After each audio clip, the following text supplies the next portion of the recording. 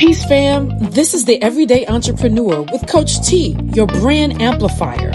This is where everyday entrepreneurs get real coaching, real strategy, and real amplification.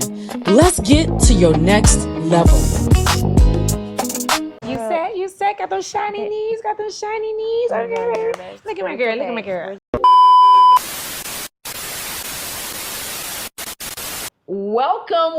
Welcome, guys. This is another episode of the Everyday Entrepreneur.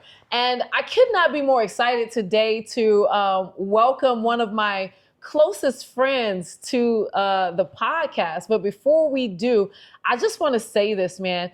This is now officially, I believe, episode number 12. And we have just been rocking and rolling. And I just want to say thank you for everyone that has joined, that has tapped in, that has subscribed. And if you haven't, what you waiting for? This is the Everyday Entrepreneur, where we help entrepreneurs become more seen, more heard, and making sure that you know about their brand so that we can increase their visibility. Today, I've got a really good friend with me, guys, and I cannot wait to get into it. So without further ado, Tanecia, tell the people who you are, please, and how you serve. Hi, my name is Tanecia Canady, and I'm the founder and CEO of A Curated Key Properties. We're a hospitality and rental property business. Yes. We focus mainly in the Deep Creek, Maryland area for now. I have 2 properties there. And again, our main focus is on providing guests with a place to relax, peace, tranquility, and really a curated and unique experience in the area. I like that. And so, listen, there was some plays on words, so I've got to come back. So I heard curated twice. Did y'all hear curated twice? So it was in the title of her company, right? But then it was also in what she spoke about regarding experiences. So let's talk about the curated experiences, sis.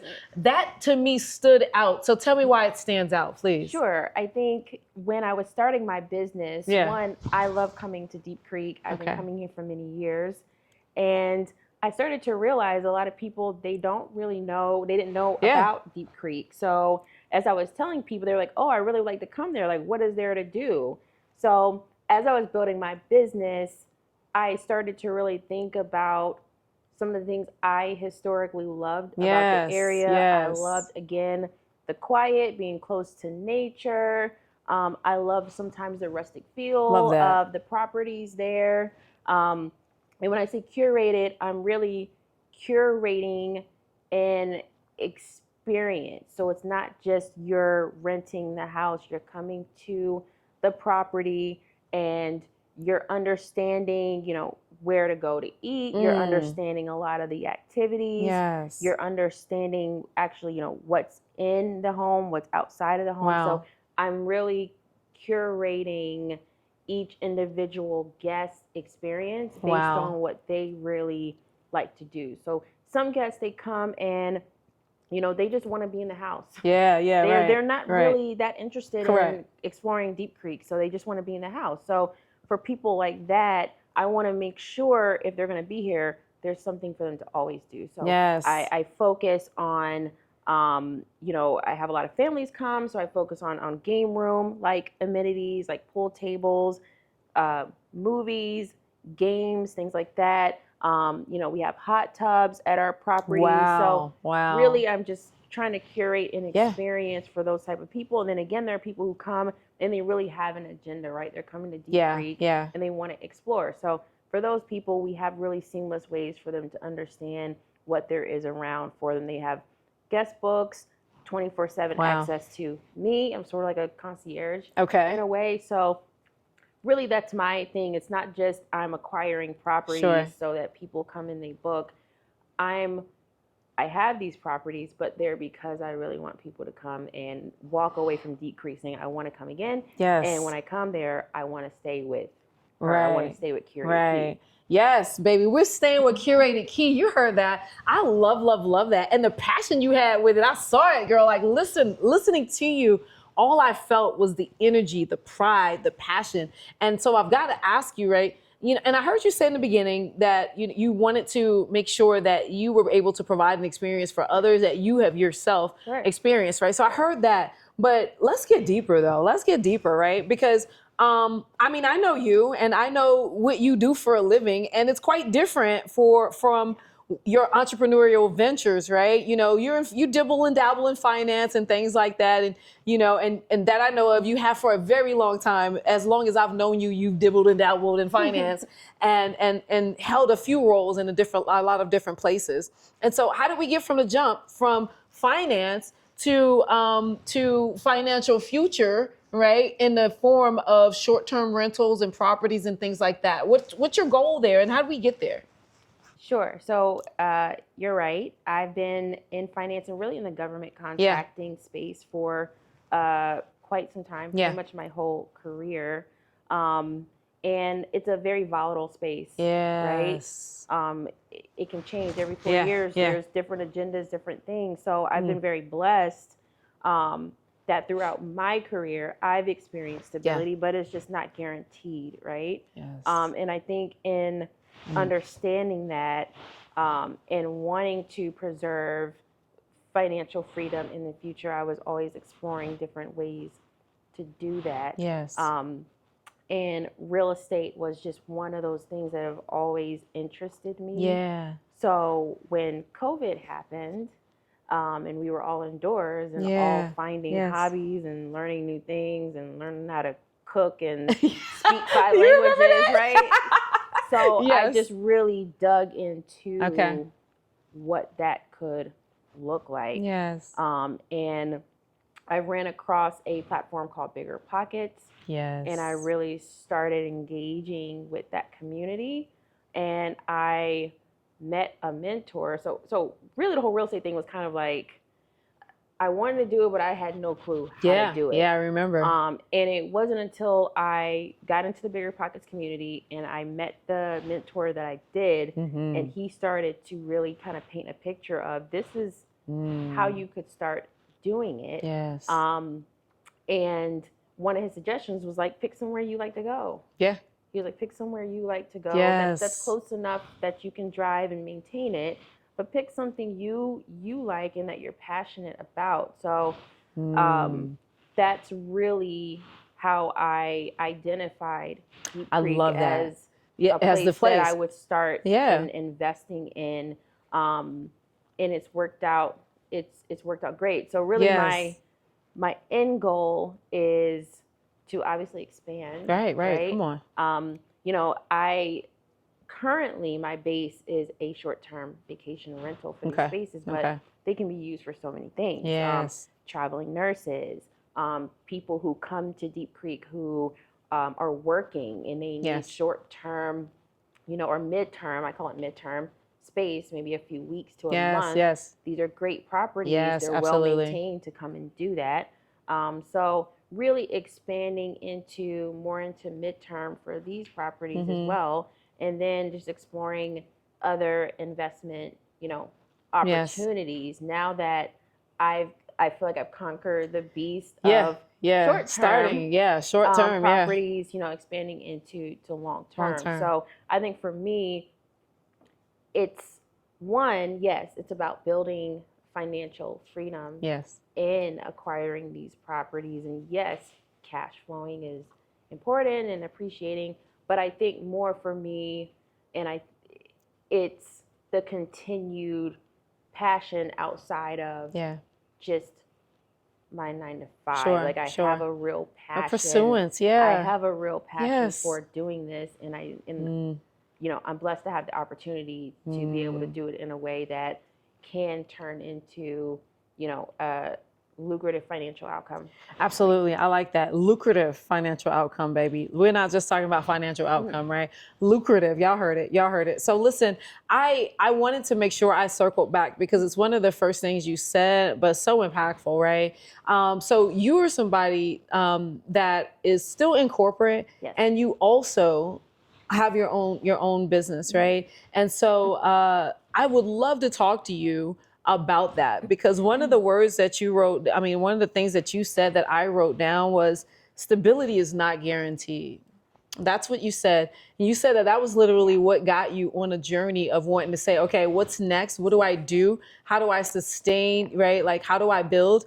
even beyond what I see here. And even though every 4 years or every so often that there was a changing of regime or guard, you always fared out well, that was still something in the back of your head. I would love to talk to you about that because, you know, as a woman, right, we don't have to go into any other intersectionalities, even though we clearly can, right? But as a woman, right, what's been your experiences, if you'd like to, if you're okay with talking about it, or any parts of it in corporate when it comes to, you know, feeling that, you know, the stability is not guaranteed, right? And I mean, we know what you've done about it, but I would love to just take a moment to just kind of hear any input about that. Sure. I think, you know, my experience in corporate, and, you know, sort of moving up in corporate, Yes. right? Yes. There's been a sense of needing to shrink a bit. Come on now. Right? Yeah. So, you know, needing to make myself a little bit smaller. Just a little bit smaller. So that I'm received well, Yeah. right? It's not just enough for my experience and my resume Come on now. to prove that I'm here at this table, right? It's more of I have to also conform and mold in a way that actually makes me received, right? Yes. So I think that's been a big part of my experience in corporate that I can say as I'm straddling corporate and my own business, I don't experience in my business, come on now. right? Yes. I'm able to show my passion in my way and be authentic to myself. In my business, I'm able to form relationships that to me truly are authentic relationships. My vendors and partners here in the Deep Creek area, like we have real relationships. Like I know things about their families. Like I know when I come here, they come see me or I go see them. So I've been able to form really, really authentic partnerships with people who I trust and who really are looking out for the best interests of myself and my business. So I love that. I find that I'm in a space where I don't have to shrink, and I'm in a space where shrinking gets me nothing. Nothing. Right? Nothing. Like it doesn't get me. I mean, honestly, it never shrinking, did, with the exception of in corporate. Some egos felt better over there. Exactly. But over here, it actually gets me nothing. Because over here, nobody wants you to shrink. Right. They want you to understand your boundaries. They want to understand what exactly it is you want and why. Yes. And they want to be able to hear you advocate for yourself, speak up for yourself, right? That's what they're looking for. And that you brought up a good point, right? Because we're so conditioned. For anybody that's been in corporate, military, whatever, any institutional area, right? You're so conditioned to do things within that culture, right? And so you get really good at doing whatever it is that the land says, the law of the land is. And then you come over here to a new land. And so, how's that transition been for you? It's been great. I mean, like I said, I think, you know, one of the things that you and I have talked about for years. And even as you started in transitioning to your coaching, was the way you do one thing is how you do everything. Right? Yes, come on, sis. So she learned something. Okay. So as I've transitioned into my own business, I've become more assertive. I've become, you know, I'm now more open to saying, hey, I created this and this is how we're going to do this. Right? And the question is, do you understand? Yes. I know that's right. To do this. Like I've just become, you know, more assertive. I also feel like, you know, a lot of the people who work here, they don't work for companies. Yeah. They work for themselves. They depend on the owners, the Airbnb or the rental property owners for their own livelihood. Yes. And again, they're working for themselves. Right. So there's a level of empathy and again, authenticity that's required in the leadership of their work. Yeah.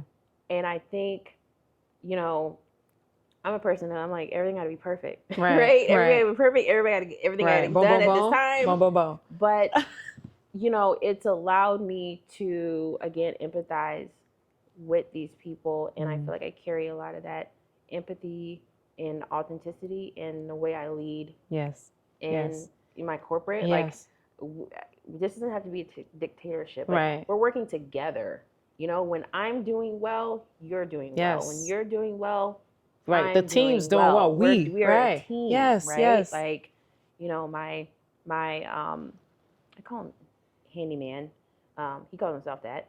But we're a team. Yeah. My cleaner, A+ Cleaning. Right. We're a team. Okay. Yes. You know, so.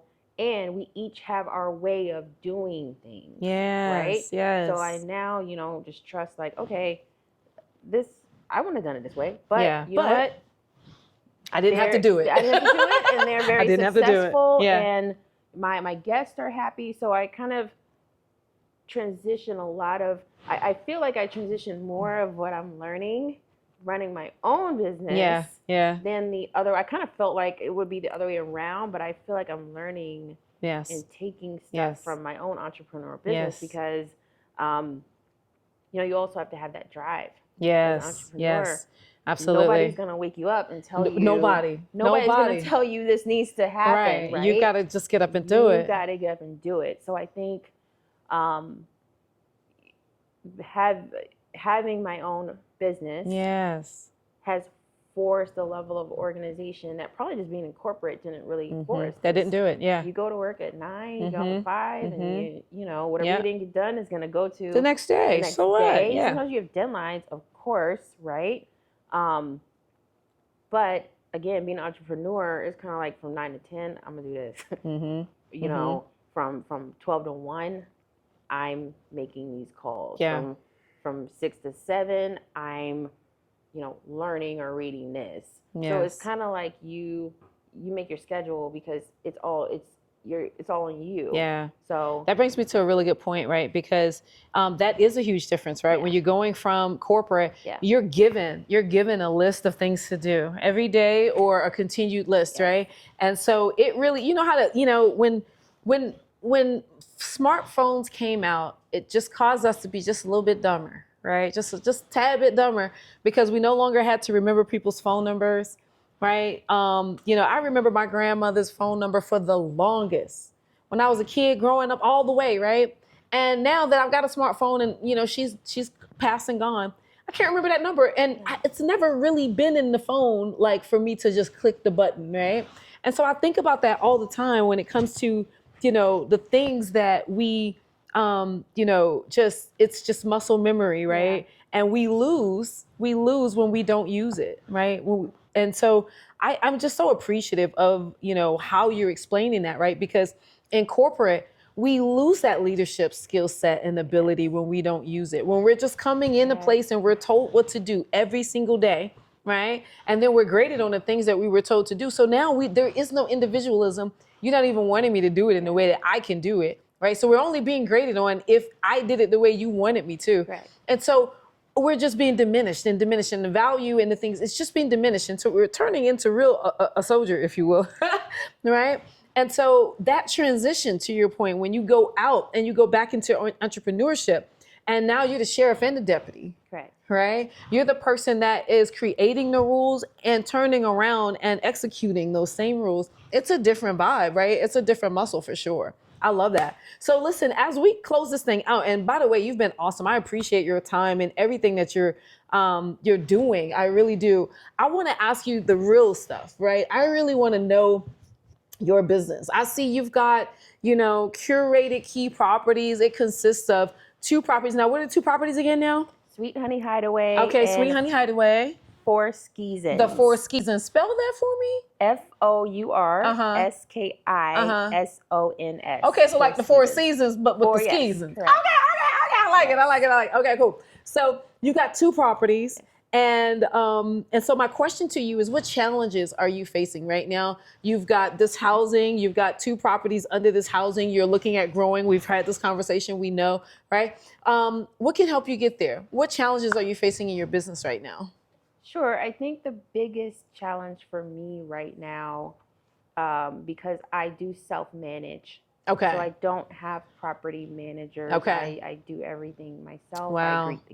I greet the guests. I email the guests. I coordinate maintenance. Okay. I do all that myself. So, and I love doing it. Yeah. I love having the control to do that, to be honest with you. But it would be helpful if a lot of this stuff was automated in a way, because it would relieve me from what I call being in the weeds, right? And allow me to continue to be more strategic, continue to focus on guest experience, focus on partnering, focus on expansion. And that's hard to do when you're doing everything. Coordinating a well maintenance, or you're coordinating, maintenance over here, or supplies, or things like that. So being able to automate guest communications, right? Holistically.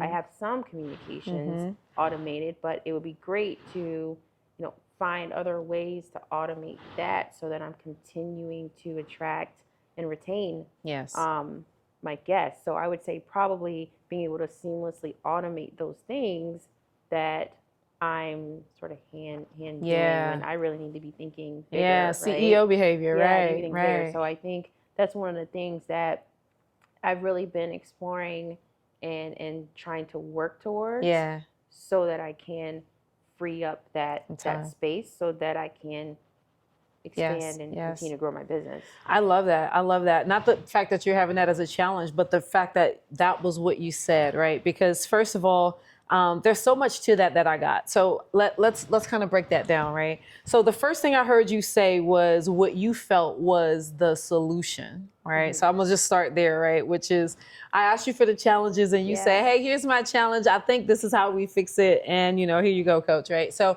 and nothing's wrong with that. But I want to make sure that you know that, and I think you're right? To be fair, I think you're right. So we're both agreeing that that's a way to fix some of those challenges. But, the automated processes is, that is one of the things that will fix it. But let's go back to the actual challenge here, right? Yeah. So the challenge here, all right, and I heard you say a little bit about it, just a slither, right? Which was that you said, I like control. Let's get to the shit, sis. Let's get to it. You said, no, I kind of like my hand in all of the pots. Yeah. So yeah. We're going to call you out on it. And so when you said that, it immediately made me say, yeah. Of course you're going to want some automated processes if you got 2 hands, but you got 4 pots. Right? Yes. And so, yes, we still need those automated processes, but I do feel that, just kind of breaking down what of those processes are yours and what are for other people is important, right? Because there are things that we need to do operating inside of our zone of genius that is not going to be the same as the housekeeping staff, the handyman, and things like that, or even the greeting staff, or the people that is greeting, or providing these curated experiences. Yeah. Up until a certain point, it's been you. And you've done so well now that you've got 2 properties. So now it's you times 2. Okay. And so what that immediately does is, and you tell me, I don't want to put words in your mouth or emotions, but you get feelings of overwhelm. Yes. Right. You feel like you don't have enough time in the day. Right. And you find yourself frustrated and sometimes maybe shutting down on even some of the smallest things that you've got to do in your business. Correct. Am I tracking? Yes. Yeah. Yes. And so, of course, automated processes would look like that's the answer to that, but so could delegation. Come on, sis, come on with it. Right? So good, some effective delegation so that we can stay in our zone of genius, which is AKA CEO behavior, right? CEO stuff. So examples of CEO stuff would be like, you gave some shout outs. I think I wrote it down here, A+ Cleaning. Yep. That was the cleaning service. Shout out to A+ Cleaning, all right? And Deep Creek, Maryland, okay? And so that's an example. And I know they do things for you. So we're not saying that they don't, right? However, and we can put so many different people in so many different positions. I get that. But just roll with me for a second. So let's just say that our cleaning folks, right, because they're usually cleaning the place before and after something, right, that they could also be the person that maybe puts that personal gift in there in the house, right? Or does that personal touch that you're doing maybe from remote that they could do more effectively here, right? And so, and that would be way more effective for the housekeeper to do that, who's boots on the ground right there. And last time I checked, you don't live in the area like full time, correct, right? And so once again, delegating. You know, what do you? I'm on pause there. What are you thinking? How do you feel about that? You're absolutely right. Okay. I think as an entrepreneur and maybe a newer entrepreneur, you want to have that visibility, and that control, over what you think the outcome is going to be. That's fair, and because of that, sometimes we don't know when to let that go. Just like with our children, right? Yeah. Just with our children, and that's fair. Yeah. Right? And so I think that's where we would start, right? So because even if we started automating all of these processes, we'd still probably automate things that shouldn't be yours in the first place. I think that's absolutely fair. Yeah. And there are services in the area. You know, my housekeeper is amazing, right? And her business itself is blowing up. Right. So shout out to Anna. Okay. You know, and they do an exceptional job cleaning. Yes. They do great. Yes. So even if it weren't them, there are other people that certainly, I believe, to your point, could do that for me. Yes, could support you in that way, and probably even better because they are what? Boots on the ground. They're right here. They're here, and they can put the baskets together. Boom, put the basket together. Weave, probably not weave it, but you get what I'm saying, right? We put the things in the basket. I think that's a great point because that's also a way to continue to foster that partnership. To foster the partnerships, to engage in entrepreneurship, and to supporting. They know. Reach out to that particular partner for XYZ. So it's growing their business and their visibility too while they're helping me. So come on, sis. Boom, boom, boom. That's actually a great. All right, well, I'm literally sitting here and I'm like, okay, I'm gonna text. Right now, we need to get these baskets. Yes, we need to get some baskets. We need to get some, because you said guest experiences. In the event that you were able to focus on things, other things, you still wouldn't even be the person bringing the basket together, but you would have the time to think about the fact that the basket needed to exist.